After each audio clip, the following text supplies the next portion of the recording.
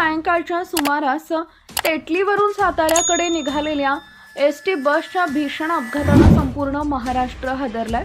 सातारा डेपोची ही बस साताऱ्याहून टेटलीला 12 वाजता जाते। ती टेटली येथून दुपारी पोहोचून 2च्या दरम्यान पुन्हा साताऱ्याकडे रिटर्न येत असताना अंधारी बस स्टॉपच्या वरच्या बाजूला एक धक्कादायक वळणावर समोरून आल्यानं डंपरनं एसटीला समोरून जोरदार धडक दिली आणि त्यानंतर सगळीकडे हाहाकार उडाला। जिकडे तिकडे रक्त फक्त दिसत होते। डंपरनं दिलेल्या जोरदार धडकेमुळे बस रस्त्याच्या कडेला असलेल्या दरीमध्ये जाऊन कोसळली। हा भीषण अपघात घडताच बसमधील बसलेल्या प्रवाशांचा आरडाओरडा ऐकू येत होता।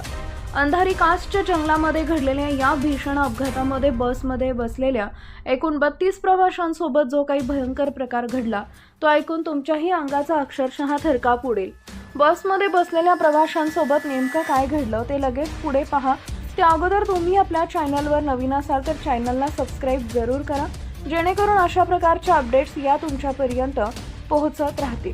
शनिवारी रविवारीची शांत सायंकाळ सुमारे सायंकाळचे 4:30 वाजले होते। टेटलीवरून साताऱ्याकडे निघालेली एसटी बस आणि त्यात बसलेले 32 प्रवासी। एक सामान्य दिवस, एक नेहमीचा प्रवास, पण फळणी गावच्या हद्दीत पोहोचताच नियतीनं एक असं वळण घेतलं की ज्याचा अंदाज कोणालाच नव्हता।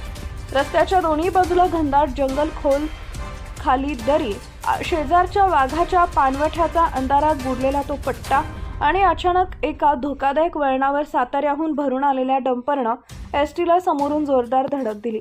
धडक दिल्यानंतर एसटी बसला 70 ते 80 फूट मागे रेटत नेलं। या धडकेमुळे एसटीतील प्रवाशांचे हात मोडणे, तोंडाला मार लागणं, ओठ फाटणं अशा स्वरूपाच्या गंभीर जखमा झाल्या।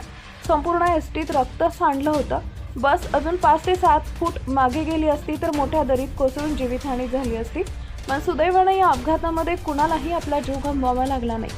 अपघातानंतर डंपर चालकानं तिथून पळ काढला तर क्लीनर जखमी झाला।